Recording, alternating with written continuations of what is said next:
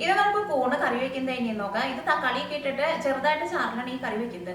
ഇത് ശരിക്കും ഉണ്ടാക്കിയെടുക്കാൻ വേണ്ടിയിട്ട് നല്ല എളുപ്പമാണ്. ബാച്ചിലേഴ്സിനൊക്കെ ആയിരുന്നാലും നല്ല ഈസി ആയിട്ട് ഉണ്ടാക്കിയെടുക്കാൻ വേണ്ടിയിട്ട് പറ്റും. ഇത് ചോറിൻ്റെ കൂടെ അല്ലെങ്കിൽ ചപ്പാത്തിയിലൂടെ കഴിക്കുകയാണെങ്കിൽ നല്ല ടേസ്റ്റ് ആയിരിക്കും. അപ്പോൾ നമുക്ക് നോക്കാം ഇതേനെ റെഡിയാക്കാന്ന്. ഇത് കറിയാക്കാൻ വേണ്ടിയിട്ട് ഞാനിവിടെ 1/2 കിലോ കൂണെടുത്തിട്ടുണ്ട്. ഈ കൂണ് ഞാനിവിടെ കഴുകിയെടുത്തിട്ടുണ്ട്.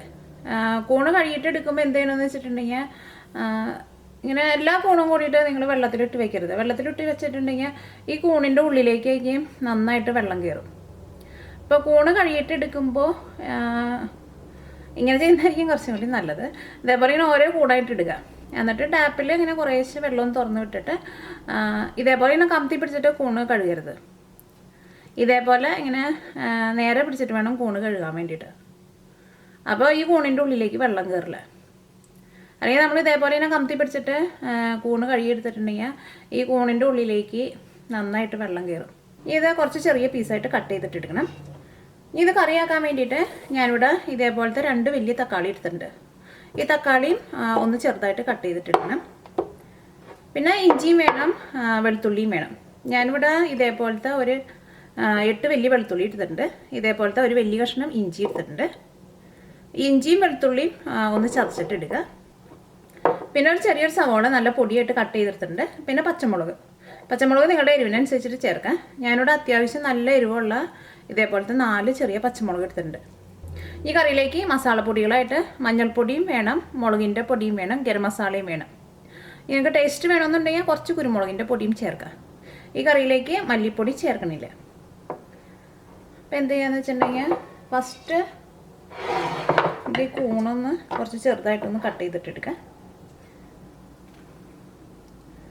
അപ്പോൾ ഇതേപോലത്തെ ഇങ്ങനെ ഈ വെള്ള ടൈപ്പ് കൂണ് തന്നെ വേണമെന്നില്ല. നമുക്ക് കടയിൽ നിന്ന് പല ടൈപ്പുള്ള കൂണ് വാങ്ങാൻ വേണ്ടിയിട്ട് കിട്ടും.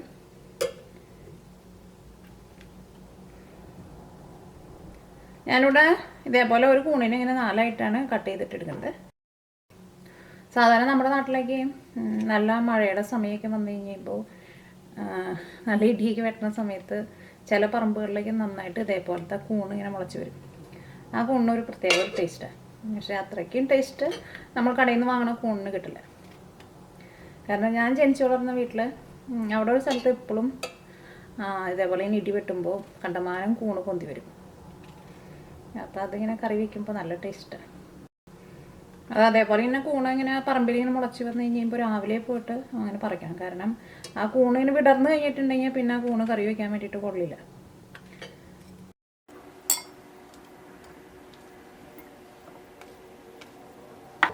ഇപ്പോൾ കൂണെല്ലാനും ഇതേപോലെ ഇങ്ങനെ കട്ട് ചെയ്തെടുത്തിട്ട് ഇനി ഇത് നീക്കി വയ്ക്കുക. ഇനി തക്കാളി കുറച്ച് ചെറിയ പീസായിട്ട് കട്ട് ചെയ്തിട്ടെടുക്കുക.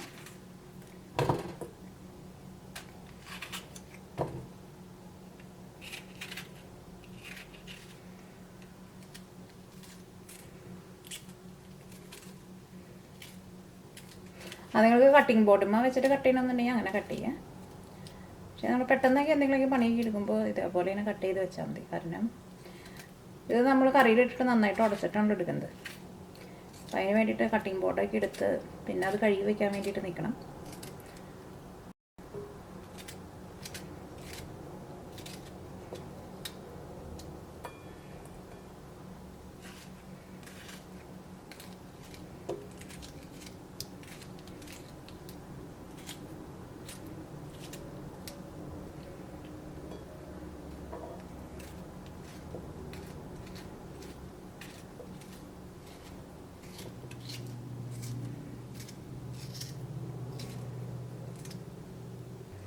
ഇപ്പോൾ തക്കാളിയും കട്ട് ചെയ്തെടുത്തിട്ട് ഇത് നീക്കി വയ്ക്കാം.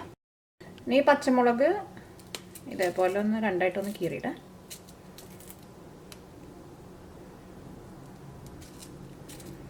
നമ്മൾ എന്തെങ്കിലും സാധനങ്ങളൊക്കെ ഇതേപോലെ ഇങ്ങനെ കറിയൊക്കെ ആയിട്ട് വെക്കുമ്പോൾ പച്ചമുളക് ഇങ്ങനെ കുരു ഒന്ന് കട്ട് ചെയ്തിടുന്നതിനേക്കാളും നല്ലത് ഇതേപോലെ ഇങ്ങനെ 2ആയിട്ട് കീറി ഇടുന്നതായിരിക്കും.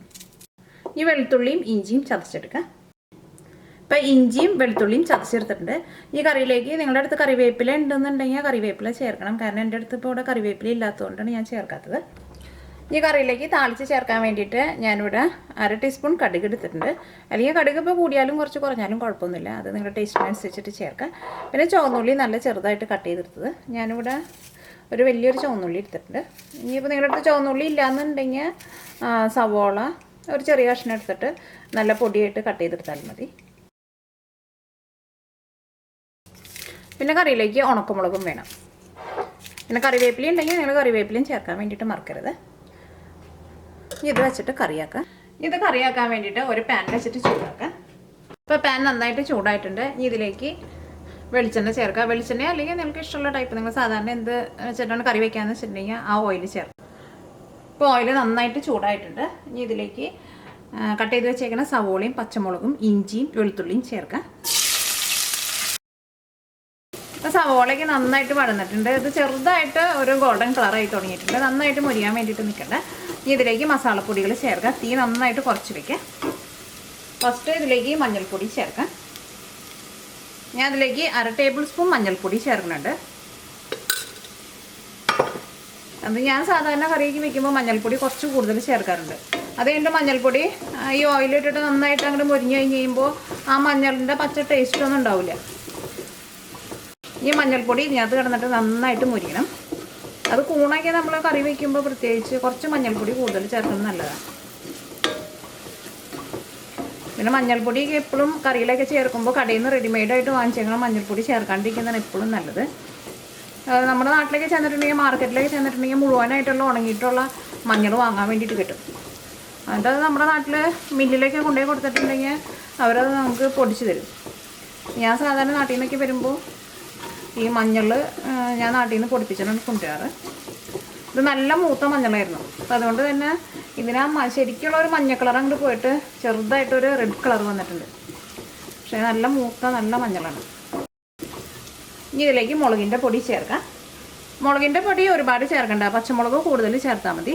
ഞാൻ അതിലേക്ക് ഒരു 1/2 ടേബിൾ സ്പൂൺ മുളകിൻ്റെ പൊടി ചേർക്കുന്നുണ്ട്.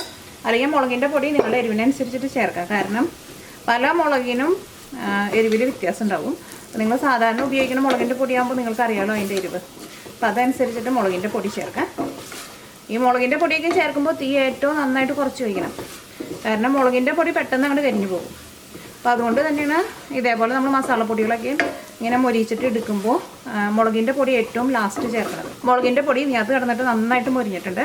ഈ മസാലപ്പൊടികളൊക്കെയാണ് കരിഞ്ഞു പോയിട്ടുണ്ടെങ്കിൽ കറിയുടെ ടേസ്റ്റ് അങ്ങോട്ട് മാറിപ്പോകും. ഇതിലേക്ക് തക്കാളി ചേർക്കാം. ഇതിലേക്ക് ഒരു 3/4 ഗ്ലാസ് വെള്ളവും ചേർക്കാം. ഈ തീ നന്നായിട്ട് കൂട്ടി വയ്ക്കാം. ഇനി കറിയിലേക്ക് ആവശ്യത്തിന് ഉപ്പ് ചേർക്കാം. കറിയിലേക്കൊക്കെ ഉപ്പ് ചേർക്കുമ്പോൾ ഏറ്റവും ആദ്യം വളരെ കുറച്ച് ചേർത്താൽ മതി. പിന്നെ കൂണൊക്കെ ആയതുകൊണ്ട് അത്രയ്ക്ക് അധികം ഉപ്പിൻ്റെ ആവശ്യം ഉണ്ടാവില്ല. ഈ കറിയിലേക്ക് ഗരം മസാല പൊടിച്ചത് ചേർക്കാം. ഞാൻ അതിലേക്ക് ഒരു 3/4 ടേബിൾ സ്പൂൺ ഗരം മസാല ചേർക്കുന്നുണ്ട്. അല്ലെങ്കിൽ ഗരം മസാലയ്ക്ക് നിങ്ങൾ ഏറ്റവും ആദ്യം കുറച്ച് ചേർക്കുക. അത് കഴിഞ്ഞിട്ട് കറിയൊക്കെ ഒന്ന് നന്നായിട്ട് തിളച്ച് മഷ്റൂമൊക്കെ ഇട്ട് കഴിഞ്ഞിട്ട് നന്നായിട്ടൊന്ന് തിളച്ച് കഴിഞ്ഞിട്ട് പിന്നെ ടേസ്റ്റ് നോക്കിയിട്ട് പിന്നെ വേണമെന്നുണ്ടെങ്കിൽ മാത്രം ചേർത്താൽ മതി. കാരണം ഗരം മസാലയൊക്കെ ആയിരുന്നാലും ചിലപ്പോൾ നിങ്ങൾ കടയിൽ നിന്ന് റെഡിമെയ്ഡായിട്ട് വാങ്ങുന്നതൊക്കെ ആയിരിക്കും. അപ്പോൾ പലതിനും പല ടേസ്റ്റായിരിക്കും. പക്ഷേ ഗരം മസാല ഇപ്പോൾ കറിയുടെ ഏറ്റവും ലാസ്റ്റൊക്കെ കുറച്ച് ചേർത്തെന്ന് വെച്ചിട്ട് ഒരു കുഴപ്പമില്ല. കാരണം ഗരം മസാല അങ്ങനെ വേവേണ്ട ആവശ്യമൊന്നുമില്ലല്ലോ. ഇത് മൂടി വയ്ക്കുക. മൂടി വെച്ച് കഴിഞ്ഞിട്ട് കറി നന്നായിട്ട് തിളച്ച് കഴിഞ്ഞ് കഴിയുമ്പോൾ തീ പതുക്കൊന്ന് കുറച്ച് വയ്ക്കുക. അതുകഴിഞ്ഞിട്ട് തക്കാളിക്ക് ഇതിനകത്ത് കിടന്നിട്ട് നന്നായിട്ടൊന്ന് വെന്ത് വരണം. കറിയിൽ ചേർത്തേക്കണ തക്കാളി നന്നായിട്ട് വെന്തിട്ടുണ്ട്. തക്കാളി കൊണ്ട് ശരിക്കും വെന്ത് തുടങ്ങിയിട്ടില്ല.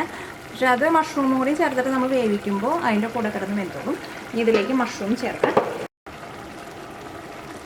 ഈ കൂണ് നന്നായിട്ട് തിളച്ച് കഴിഞ്ഞ് കഴിയുമ്പോഴും ഈ കൂണിൻ്റെ ഉള്ളിൽ കുറച്ച് വെള്ളമൊക്കെ ഉണ്ടാവും.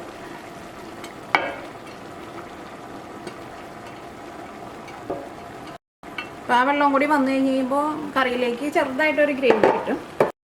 ഇനി തീ നന്നായിട്ട് കൂട്ടി വയ്ക്കാം. ഈ കറി മൂടി വയ്ക്കുക. ഈ കറി ആയിരുന്നാലും നന്നായിട്ടൊന്ന് തിളച്ച് കഴിഞ്ഞ് കഴിയുമ്പോൾ ഇടയ്ക്ക് ഒന്ന് ഇളക്കിയിട്ട് കൊടുക്കുക. അത് കഴിഞ്ഞിട്ട് നന്നായിട്ടൊന്ന് തിളച്ച് കഴിഞ്ഞ് കഴിയുമ്പോൾ തീ ഒരുപാട് കുറച്ച് വയ്ക്കണ്ട, ഒന്ന് ചെറുതായിട്ടൊന്ന് കുറച്ച് വയ്ക്കാം.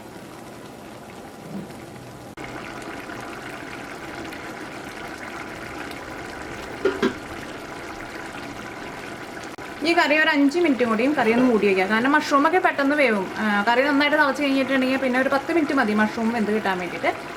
ഈ തീ പതുക്കൊന്ന് കുറച്ചിട്ട് മൂടി വയ്ക്കുക. അല്ലെങ്കിൽ തീ നന്നായിട്ട് കൂട്ടി വെച്ചിട്ടുണ്ടെങ്കിൽ ഈ കറിയുടെ ചാറൊക്കെ അങ്ങോട്ട് പറ്റിപ്പോകും. ഇപ്പോൾ ഈ കറിയിലെ മഷ്റൂമൊക്കെ വെന്തിട്ടുണ്ട്. ഇപ്പോൾ കറിയിൽ ആവശ്യത്തിനുള്ള ഗ്രേവി ഉണ്ടാവും. ഒരുപാട് ഗ്രേവി കറിയിൽ ഉണ്ടാവില്ല. ഇനി നമുക്ക് തീ ഓഫ് ചെയ്യാം. ഇനി കറിയിലേക്ക് താളിച്ച് ചേർക്കാം.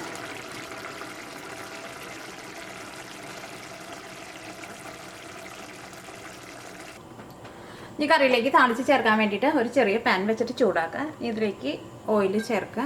ഇതിലേക്ക് താളിച്ച് ചേർക്കാൻ വേണ്ടിയിട്ട് വളരെ കുറച്ച് ഓയിൽ മാത്രം ചേർത്താൽ മതി. ഈ ചൂടായ ഓയിലിലേക്ക് 1/2 ടേബിൾ സ്പൂൺ കടുക് ചേർക്കുക. അല്ലെങ്കിൽ കടുകിന് ഇപ്പോൾ കറക്റ്റായിട്ട് ഒരു അളവൊന്നുമില്ല. കടുക് ഇപ്പോൾ നമ്മുടെ ടേസ്റ്റിനനുസരിച്ചിട്ട് ചേർത്ത് കൊടുക്കുക. ഇതിലേക്ക് ഉണക്കമുളക് ചേർക്കുക.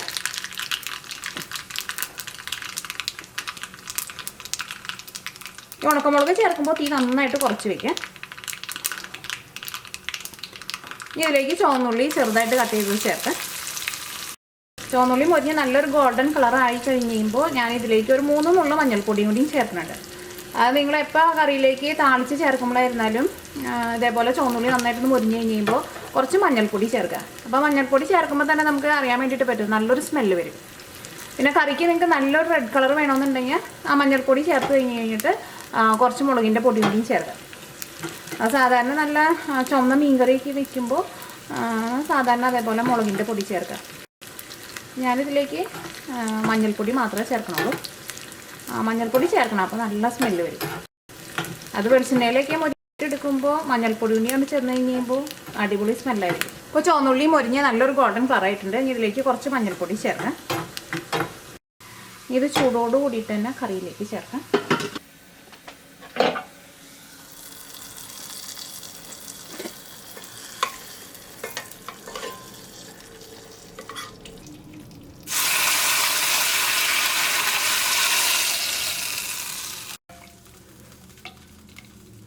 കറിയിലേക്ക് താളിച്ച് ഒഴിച്ച വഴിക്ക് തന്നെ കറി 1 മിനിറ്റ് ഒന്ന് മൂടി വയ്ക്കാം. നല്ല ഈസി ആയിട്ട് ഉണ്ടാക്കണ ഊണുകറി റെഡി ആയിട്ടുണ്ട്. ഇത് ശരിക്കും ഉണ്ടാക്കിയെടുക്കാൻ വേണ്ടിയിട്ട് നല്ല എളുപ്പമാണ്. അപ്പോൾ നിങ്ങളെല്ലാവരും ട്രൈ ചെയ്ത് നോക്കുക. നിങ്ങൾക്ക് എല്ലാവർക്കും നല്ല ഇഷ്ടം